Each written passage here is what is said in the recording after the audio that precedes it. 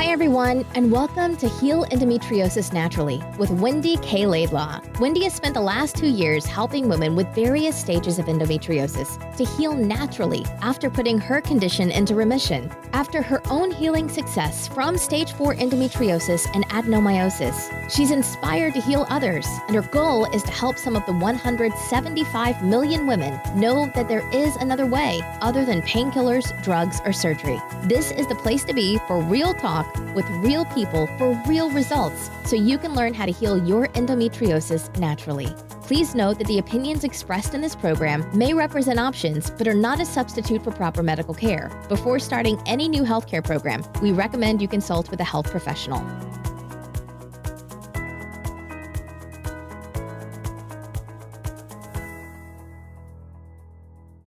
Hey everyone, it's Wendy K Laidlaw here, and as always, I hope that this podcast finds you well, especially as we're moving into a new year.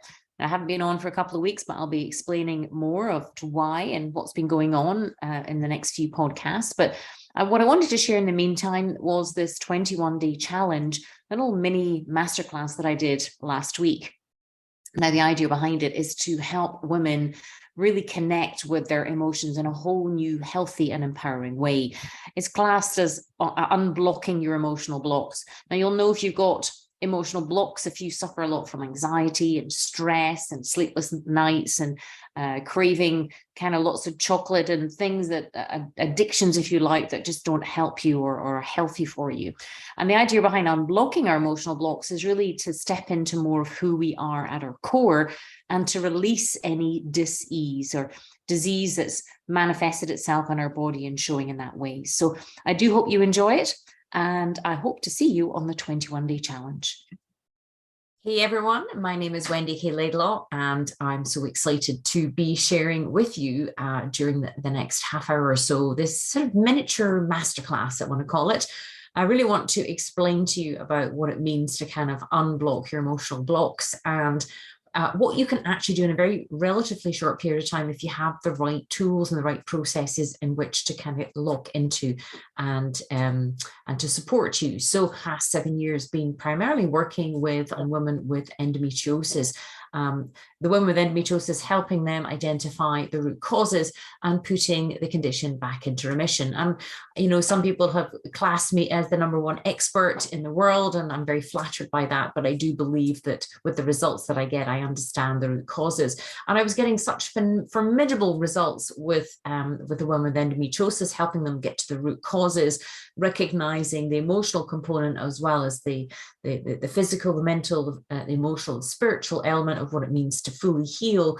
I also was working with young entrepreneurs and taking certain key elements that you're going to hear about with them to see whether or not the transformations in the sense of self and the identity could be transferable, and they are. And this is why I'm running this little miniature masterclass today, because I want to share these exciting elements.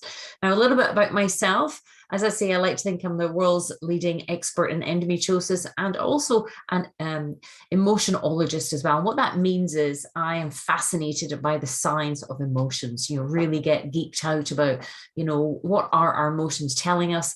And I've been studying this for a very long time, over probably about 25 years. I've also, as I say, been mentoring women with endometriosis and helping them put the condition in remission, which, you know, some of the medical field said it was impossible, but it's amazing, you know, what you can do with the right information and education. I'm also an international #1 multi-best-selling author, certified master coach, life coach, and business coach. I have a diploma in nutritional therapy, psychotherapy, and counseling, and an honours degree in psychology, which I'm still studying ongoing. Now, I took all these qualifications because the more I learned about myself, and you hear a little bit more about my story later on, the more I learned, I realized the less I knew and the more excited I got about the information that I had. And I just want to keep learning more and more.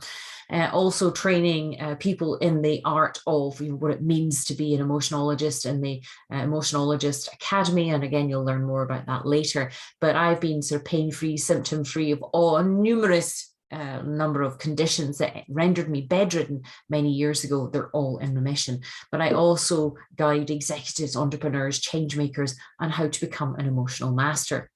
So these are just some of the books that I've published over the years. The Embracing Emotions, Emptying Energy book is due out in March. I'm excited about that. But tonight is about how to unblock your emotional blocks without decades of therapy, counseling, or drugs. And this is, my goal of this miniature masterclass is to help you recognize your body and emotions have this innate ability to send you messages, and how you can interpret those messages with the right information, education, and direction, of course. So what makes this different? Well, my approach and as the creator of the unique emotionologist process, that's what makes it different, because it's a very, instead of where most people just focus on the surface level of what's going on with signs and symptoms and emotions, we actually start down at the root cause. And when you're kind of learning anything, if you understand the premise of the origins, then you can really empower yourself by what's happening further on down the line.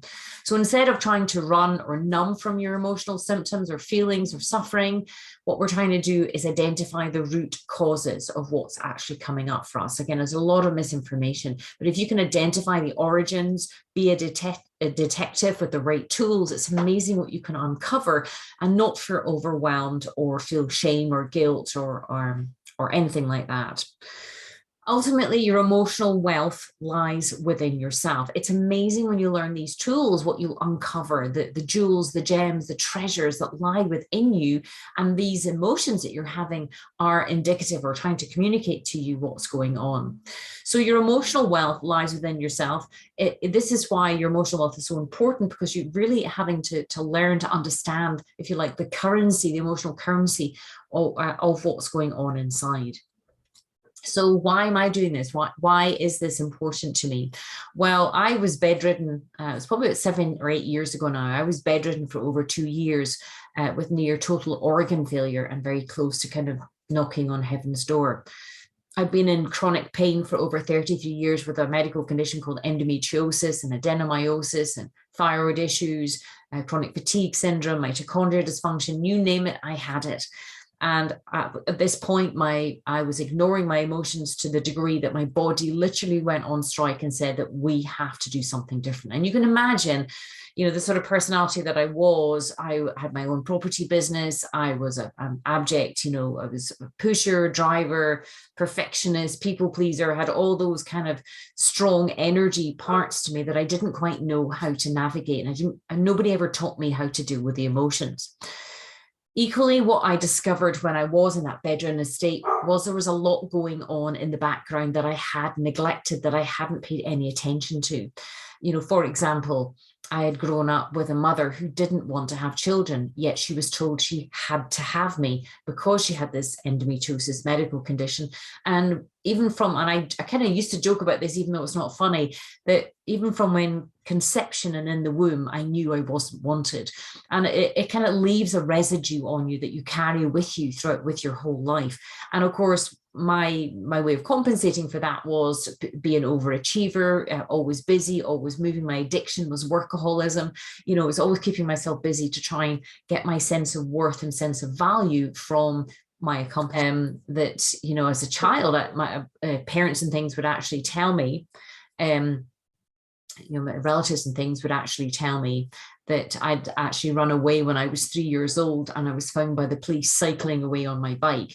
And that ultimately, because of the neglect that I suffered as a child, that social services should have been called.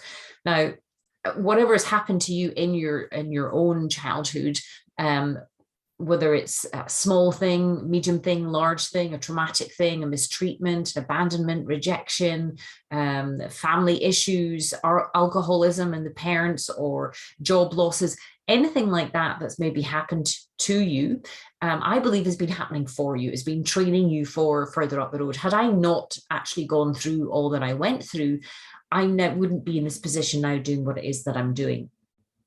So as we kind of go through this mini masterclass, I kind of want you to sort of think back on maybe if there's been anything that you've been running away from for a while, or just can't bear to face, or feel that you're carrying around some kind of guilt or shame that you kind of not really sure why that you're carrying it.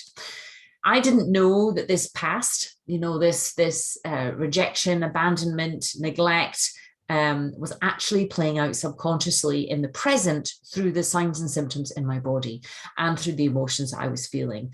It's so interesting to see that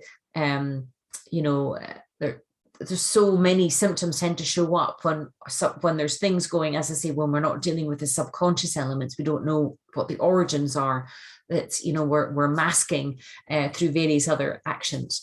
Now, this was me on the left. This is me age 15. And if you can see my face, you can see how abjectly sad and miserable I was. I'd had a mother at this point who had been beating me up physically, mentally, emotionally, psychologically, trying to literally break me. And that photograph, I did a post recently like, would your younger self be proud of who you are today?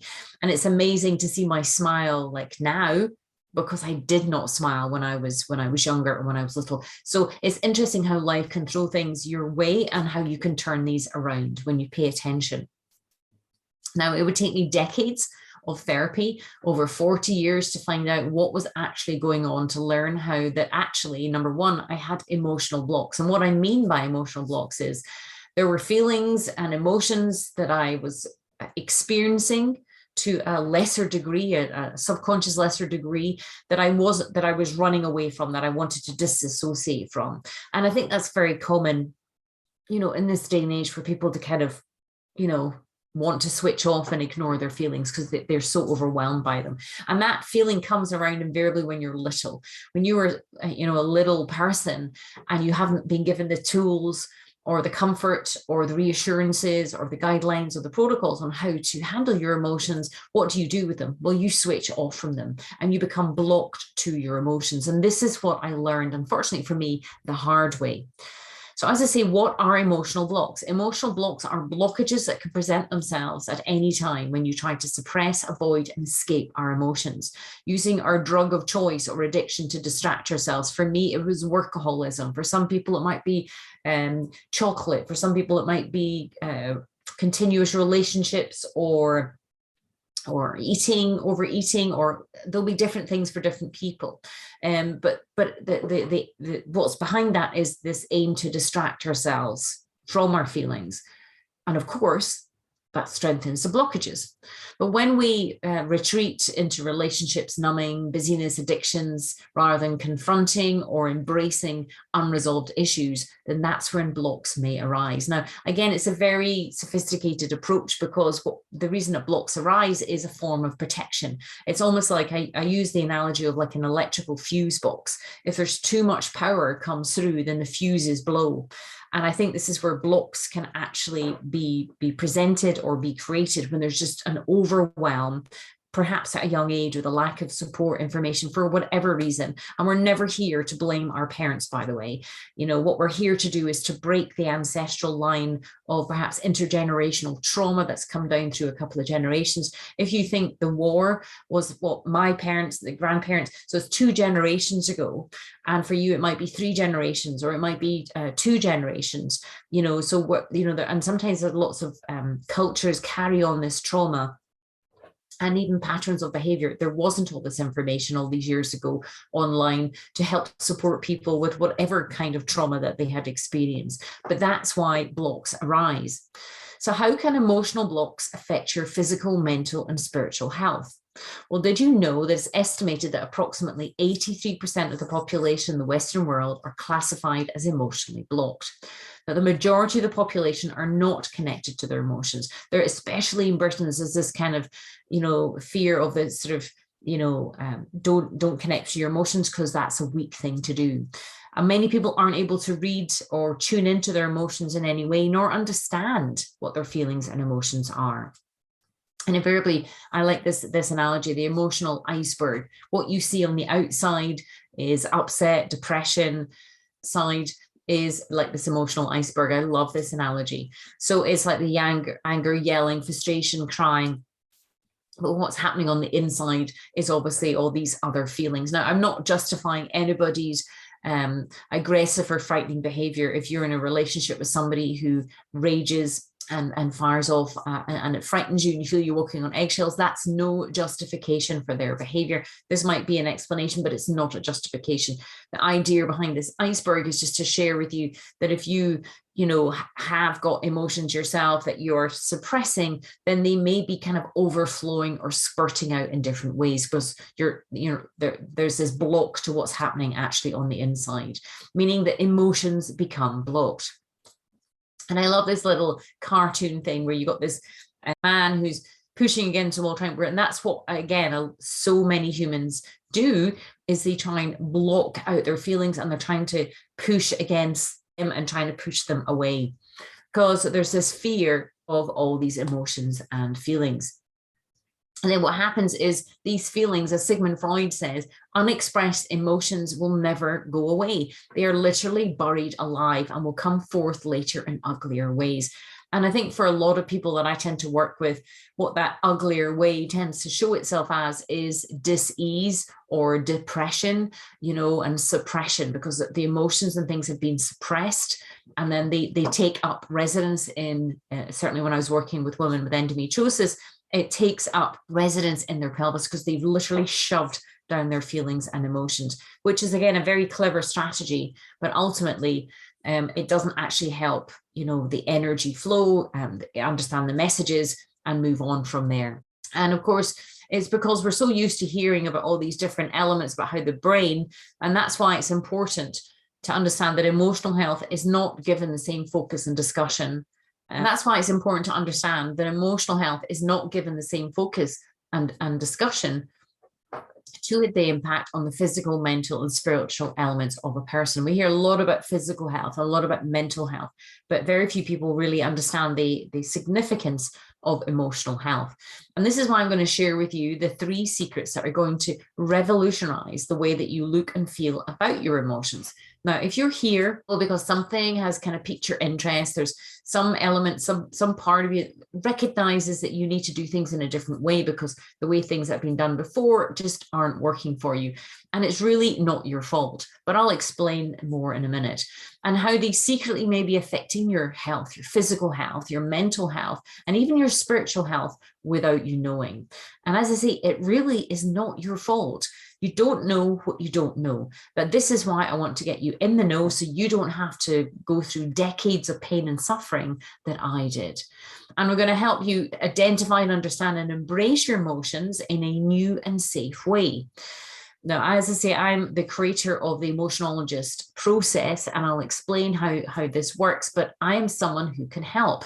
I'm someone who can actually help to train you and inform you, educate you, and inspire you to understand your emotions aren't scary once you learn the tools on how to support yourself in hearing them.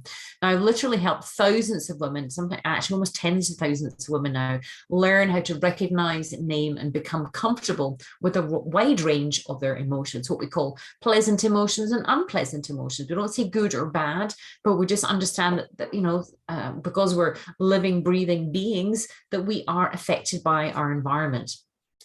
Now, as I say, sometimes when we are stuck in it, we need that extra bit of support, that specialist expertise support to help guide us back out. And this is very much, why I created the UnBlock the Emotional Blocks 21-day challenge, which I'll explain a bit more about in a minute. So what does unblocking emotional blocks actually mean? Well, as I say, it's an emotionologist specialized system derived of simple science-based tools that allows you to connect with your awareness and to your emotions, and in a super safe way, so that you can begin to recognize any patterns, new names, science-based and strategies that can help between the brain and the heart, but the subconscious elements that set up these strategies. And therefore implement strategies so that you know how to free yourself from any anxiety or stress or sadness or anger or rage or depression or anything that's showing up for you that you feel uncomfortable. It's really about becoming a detective and uncovering what's going on deep down. And it's about releasing gently the fear of unpleasant emotions as well. Because at the end of the day, we don't want to or to say we don't want to, the likelihood of us never experiencing unpleasant emotions is just ludicrous. We're affected by other people, we're affected by our environment, by people, places, and things, and we're going to have experiences of these emotions. What we're learning is how to observe them, to name them, to recognize them, and just release them, or equally find the messages behind them and how to interpret that as well. And as I say, learning the messages and the meanings and how to feel comfortable and empowered by the emotions. Not many people talk about how to be empowered from their emotions. They just tend to fear them and then run away from them. That's because when certain parts of the brain have been actually trained to connect, they're unable to actually express their true feelings. I'm going to share with you 3 secrets about unblocking your emotional blocks and how ultimately you can become an emotional master. Now, I know that you're probably thinking, how do I know if I'm emotionally blocked? Well, I kind of just put some sort of wee bits and pieces in here, but how would I know if I'm emotionally blocked if you're unable to relax, if you're constantly busy, stuck in busyness, people pleasing, anxiety, insecurity, depression, sadness, addictions like workaholism or alcoholism, insomnia, all these different things, or you've just got a sort of autoimmune disease like fibromyalgia, adenomyosis, endometriosis. Maybe you have cysts that are kind of like just they keep coming back, they go away and they come back, or you've had multiple surgeries from them and they keep coming back. That to me is kind of evidence of an emotional block or emotional blocks. Now, as I say, it's not your fault. You haven't been taught how to identify them and how to find the root cause and how to process them in a safe way so that they can be dissolved and disintegrated and released, and you can find the meaning and the messages in them. So I'm going to show you an amazing way that you can identify physically, mentally, and emotionally the signs that demonstrate the degree of emotional blockage, and how to take back power and control of your emotional health and lead you to ultimate emotional empowerment. So the first secret is learning the #1 simple tool that I have personally used with 100% success rate with hundreds, almost thousands of clients now. The idea is that you develop an awareness of the emotions rather than suppress them, then, which is believed to cause the disease. So what I mean by that is, if you can learn to just notice, I will share with you tools that will enhance your ability to just notice emotions, become the observer and become aware of them rather than be fearful of them and then suppress them.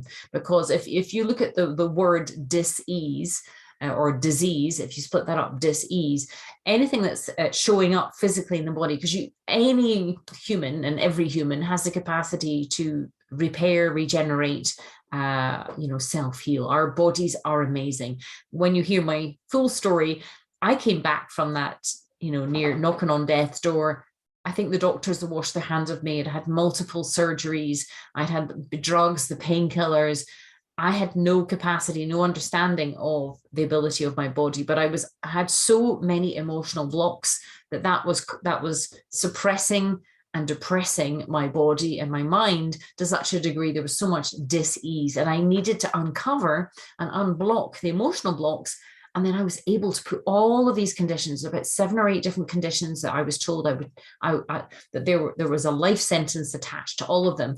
I was able to put them all into remission because I was able to very slowly, very carefully, very gently and lovingly identify the root causes of the signs and symptoms of the emotions that were coming up.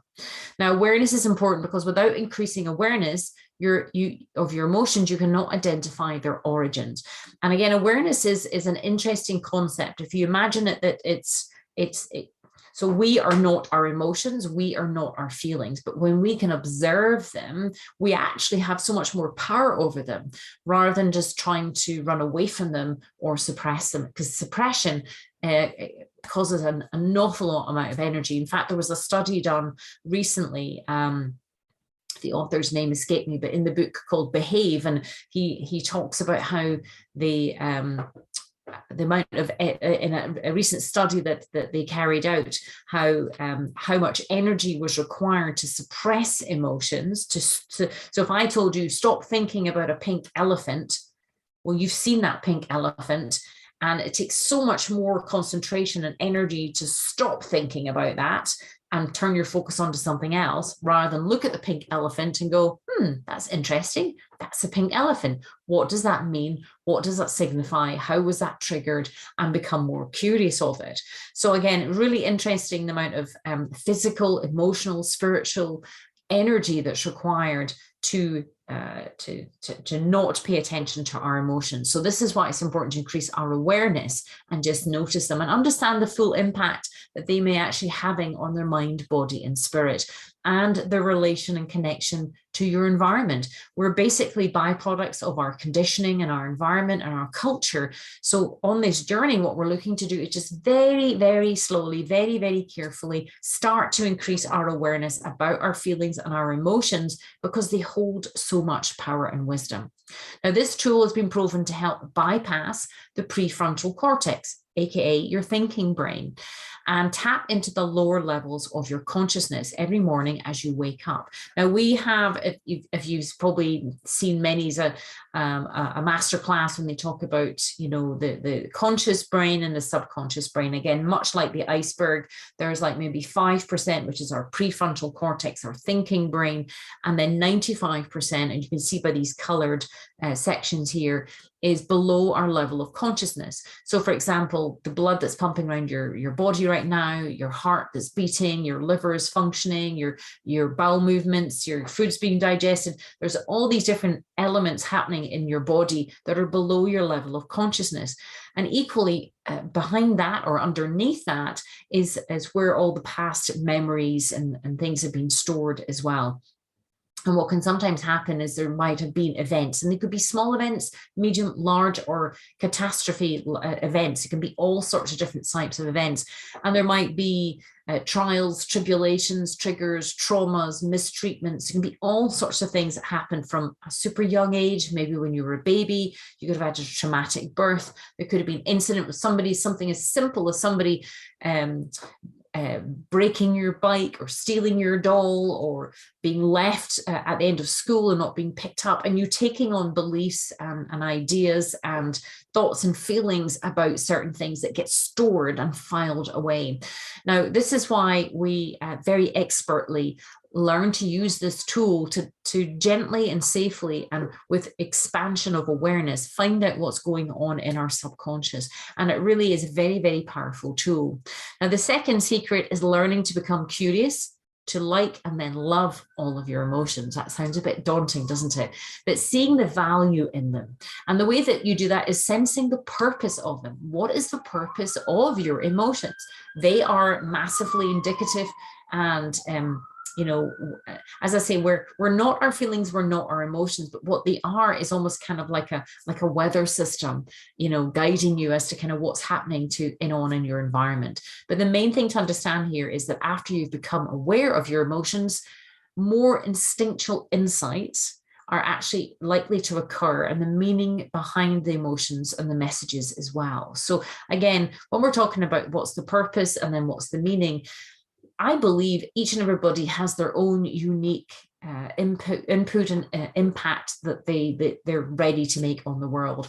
And invariably, sometimes there can be blocked emotions in the way, fears, beliefs, things like that are preventing people from moving forward because they're so scared and they've been so trapped in old thinking and old feelings, and have been so scared of the emotions attached to them that they've run away.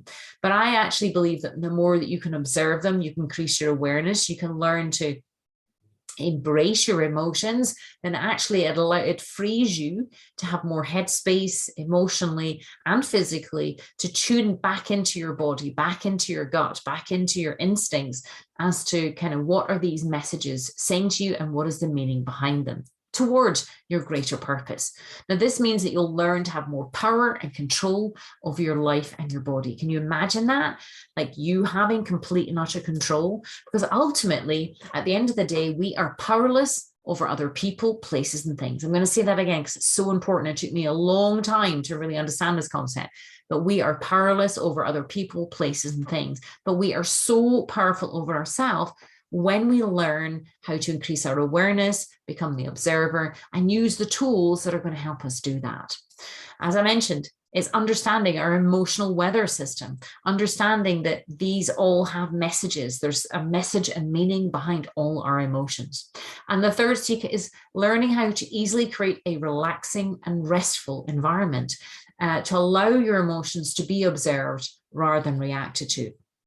And again, that's really important too, because if you're anything like me, I developed this workaholism and I was constantly busy and I kept taking more on, and I was this pusher, driver, compulsive people pleaser, perfectionist, just couldn't relax, couldn't sit still. But of course, as I mentioned at the very beginning, this was me just numbing and running from my emotions. But what I'm going to be sharing with you is how to create an environment in that you can just allow your emotions to be observed, just like this picture here with binoculars. So you can just look at them and go, that's interesting, and see perhaps what the triggers were and what the situation was, who was the person, where were you, all these kind of different things that might be happening. And so to help you understand the parts, so there's different parts of you, to understand the parts of you, so to understand the whole of you. And what I mean by parts is, you know yourself that you can have your mum part or your daughter part or your business part, or you can have your perfectionist and your pusher and your people. These are all parts of your psychology, parts of your character, parts of who you are that show up at different times in different situations with different people. But if you can understand the origins of these parts and their different energies and the different feelings and emotions that come with these things, then you can understand all of you in a whole new way, in a whole new light. Now, this is key because excess stress and constant activity can actually cause and continue disease and hormonal imbalances, and depression and suppression and anxiety, all these different elements, disease, physical and mental, emotional, they show up when there's this undercurrent of detachment and disassociation from the real you, from what's happening inside. Now, I know what you're thinking. It seems too simple, and there's perhaps not enough time, or it's too hard and you don't even know where to start. Well, the tricky thing is that it will require, of course, a little bit of your time, but you're worth it. But it will gain you more time, ironically. So if you can take a little bit more time to gain more time, you get greater energy and clarity in your life by investing in yourself in short daily amounts, exactly for 21 days. Now, they say, you can change habits in 21 days. You can actually turn your life around in 21 days. It's phenomenal what you can do in 21 days, given the right environment. So that's why I created Unblock Your Emotional Blocks 21-day challenge, so that you can learn how to unblock your emotions easily, stop feeling fearful and overwhelmed by them, and learn the messages and the meaning behind them, and learn to embrace them. And what makes this so special is that, you're using tools that are very intuitive and incredibly simple, but effective over 21 days. And you'll easily integrate into your life thereafter. And these tools and these processes and protocols will help you, allow you to become an emotional master and harness that amazing superpower from the spectrum of emotions that perhaps you're experiencing. Because once you can learn to observe, as I say, and increase your awareness of them, that is power. And the energy then that you would have put into suppress them and run away from them can be put into other things. So if you're constantly fatigued and tired and exhausted and drained and flat and overwhelmed, it's amazing, as I say, once you learn how to harness this new power from embracing your emotions, what comes forward, and allowing you more clarity whilst learning this wide range of pleasant emotions that you haven't even encountered yet. Things like peace, serenity, joy, and all these other emotions, these beautiful, pleasant emotions that are possible to feel. But when you are emotionally blocked, you're blocked. Not only are you trying to block yourself from the unpleasant, but you're also blocking yourself from the pleasant. And that is so sad, and why I do what I do, because when I recognize when people do step into how to understand, how to unblock their emotions, they also clear the way for more pleasant emotions to come through and for them to feel that they're worthy of that. And then, as a #1 emotionologist who has put her own extensive childhood emotional trauma and complex PTSD into remission, and owes that growth to these effectiveness of these tools that I will share and teach you. And that's why, as I say, I've created this 21-day challenge that I can take you through in a super safe and loving, supportive environment to gently look at what might be blocked and is calling to be shifted sensitively and with love and support. One thing I will say about every program that I do, any person that comes through my programs knows that they're not just a number, that my team support every single person. We're your cheerleaders, we're inspiring you, we're keeping you going, we're reassuring you, and we're keeping you going to help you go in that hero's journey inward, to really find out all, as I say, the jewels, the gems, and the treasures that lie inside. In fact, here's a great testimonial that we recently had in. It said, what I've accomplished in this challenge was releasing the great tension in me that had been built for almost 4 decades. That's 40 years. I've come to realize how unempathetic to myself I was and what great block this was. I've dealt with great traumas in my life. I've met my inner child that was hiding behind closed doors and locking its feelings. I've comforted this child and unblocked another block. I've also dealt with maybe my biggest trauma, harm done upon me by professionals in the past. I've managed to face it with all the tools being provided in this challenge, with getting the right information and the right stimulation, getting the right tools, and providing me with a safe place to deal with it all. I've also realized what all kinds of parts there are in me, what is the dynamic between them, and how to keep balance. I've also come to realize some things that I need improving upon me. I have gained more confidence in me. I'm less shy. I've started to nurture, and also the part of me that loves doing fun. I also have improved in dealing with stress that was induced by doing Facebook Lives. And the best thing I've achieved in this challenge has been resetting my operating system, improving my immune system, and starting the detoxification process in me, and starting to feel more energy. Now, I just kind of want to go back to the 4 decades that she has put, into of trauma that she has, attention that she's had for 4 decades. And again, how she felt mistreated by some mental health professionals who I'm sure were very well meaning, but don't understand the sophistication and the nuances when it comes to emotions and how to access them in a super safe way that allows them to be, so you can observe them, so you can release them, and then you can release that energy and that intenseness to them as well. Again, Hannah said here, I just want to share with you how positive impact this 21-day challenge has also had on my relationship with my husband. He was watching the whole process with me, and I was talking to him about my discoveries.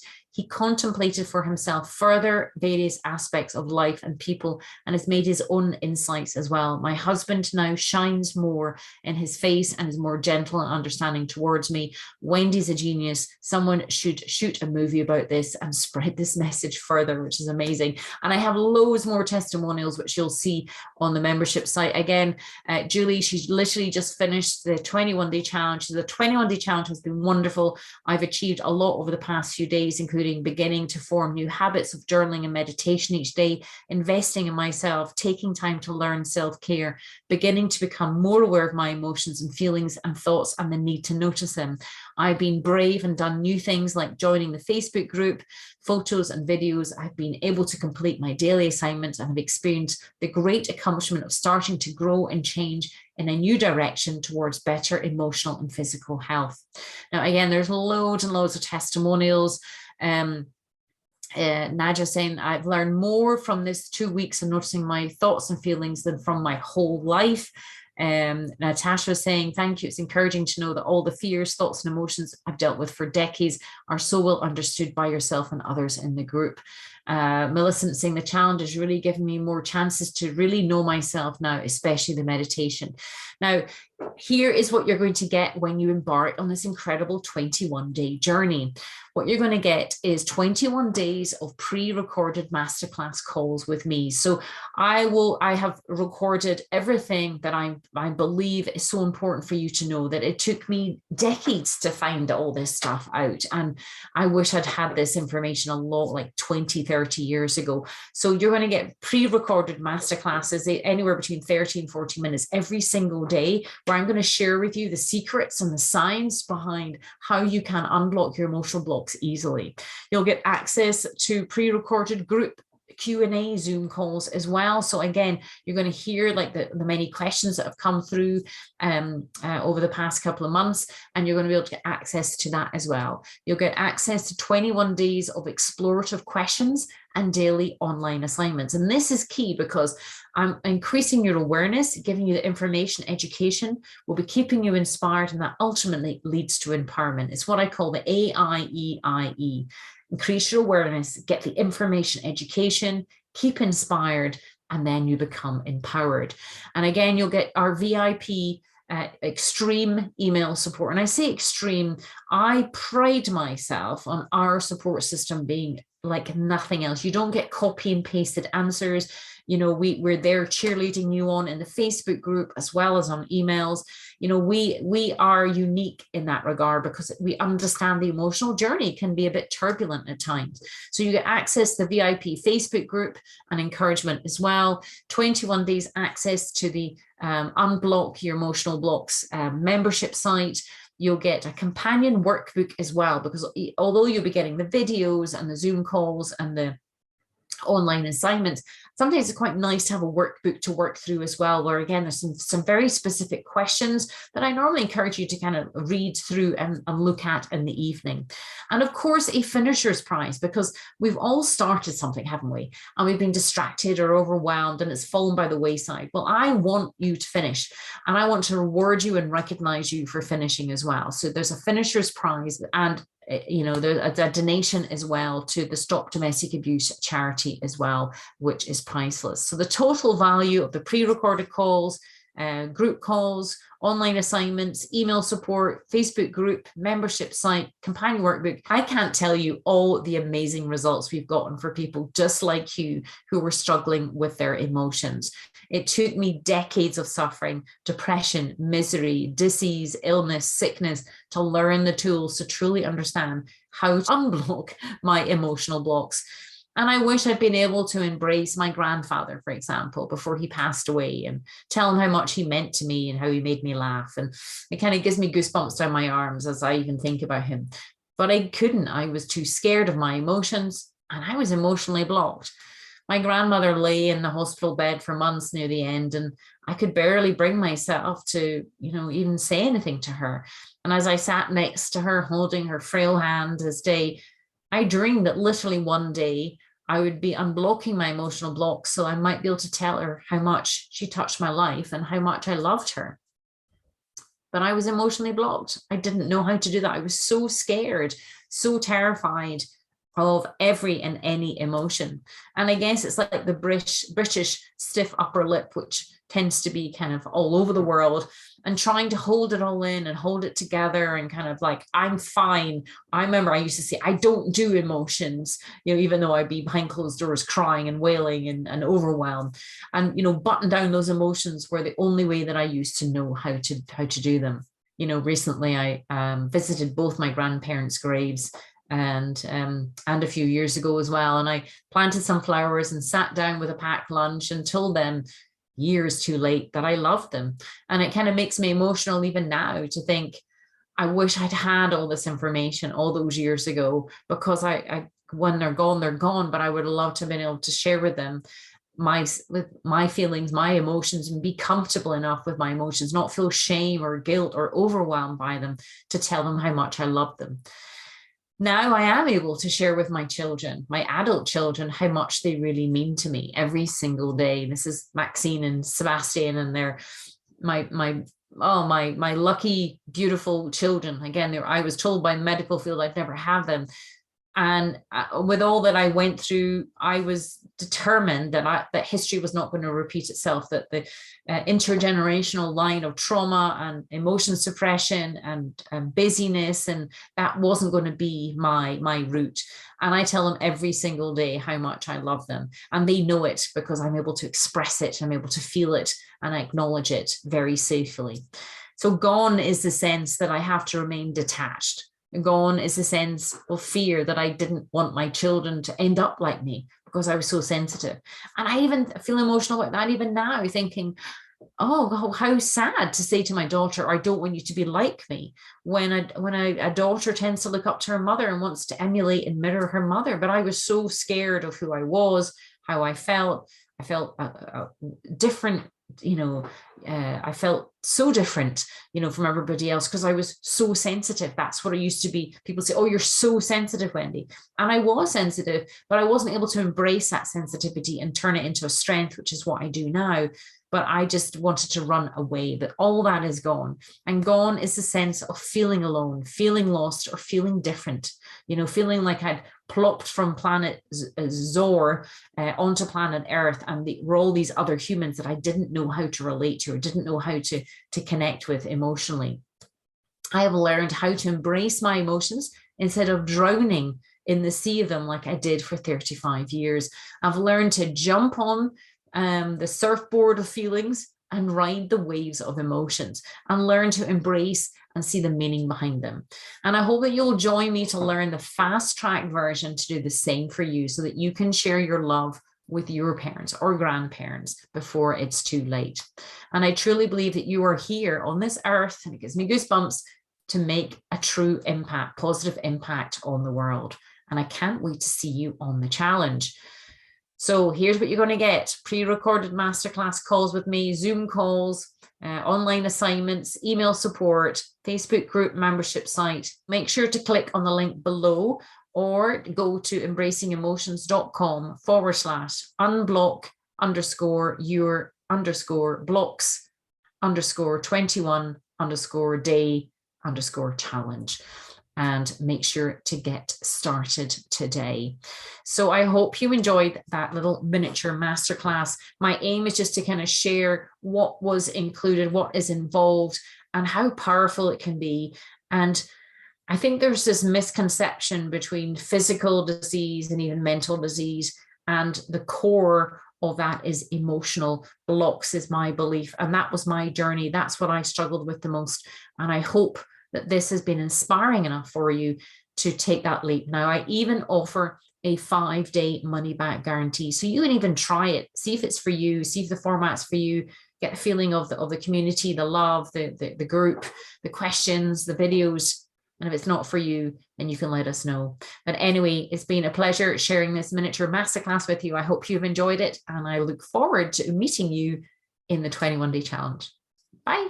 Hi everyone, it's Wendy again. I hope that you enjoyed that mini masterclass. As I say, it's the beginning of a year, and I think sometimes as we approach a new year, we have to kind of be thoughtful about how we're going to move forward and how we're going to do something different. The definition of insanity is doing the same thing over and over and expecting a different result. So if you're looking for new results this year, then I hope that you will consider doing this challenge. I think one of the important elements that I realized on my healing endometriosis naturally journey was the impact that emotions had, that I just, as I said in the masterclass, I used to run away from. And I didn't really understand. I felt that the emotions were something I should have control of. And when I didn't have control of them, I felt uncomfortable, embarrassed, ashamed by them. But emotions play a significant role in our overall well-being, including our physical health. Research actually suggests that embracing and expressing our emotions rather than suppressing or denying them can have a positive impact on our immune system, which is particularly interesting with diseases like endometriosis. Studies have found that individuals who suppress or deny their emotions have a weaker immune response to stressors compared to those who express their emotions. Isn't that fascinating? As expressing emotions have been found to decrease inflammation markers, which are associated with chronic disease such as heart disease, cancer, stroke, and of course, the inflammatory diseases like endometriosis. Research has also found that individuals who have the ability to express their emotions have a stronger immune response to vaccinations, which I know can be a touchy subject to some people, but again, fascinating. And positive emotions such as happiness and contentment have been found to be associated with a stronger immune response and a lower risk of chronic diseases. Again, these are all studies that research has carried out. You probably already know this, but even mindfulness practices which involve embracing and acknowledging emotions have also been found to improve immune function and decrease inflammation. And emotional expression and mindfulness practices have been found to reduce stress and anxiety, which again, in turn, can improve immune function. In conclusion, as I've said in this masterclass, embracing emotions and expressing them in a healthy way can have a truly positive impact on our bodies and its immune system. We need a strong immune system to go around the body, especially abdominal area, and mop up any endometrial tissue or things like cysts or fibroids. So it's important to note that research in this field is still ongoing and more studies are needed to fully understand the complexity of the relationship, but there certainly is a strong relationship between emotions and immune system. And for women with endometriosis, adenomyosis, cysts and fibroids, it's really fascinating. Now, to ease and appease those perfectionist parts, please recognize that the emotions I'm talking about are normally embedded in the deep subconscious and needs, specialist support and tools to allow them to come up to a level of awareness. Please don't think that this is something that is just, in inverted commas, in your head, which is what used to be said to me and deeply upset me way back then. And I used to joke with the doctor saying, do you genuinely think that this is a conscious choice and way of life that I want to live, aka in pain and ended up bedridden? So when I'm talking about emotions, it's the deeper ones. It's the ones that have been with us perhaps since, very young age, that, they were more bodily sensations rather than having words to them. So I hope that you found this podcast interesting and helpful and reassuring. And I truly do hope to meet you on the 21-day challenge, which of course is the start of the Endoboss journey and a great start for 2023. So as always, until then, take care and to your health.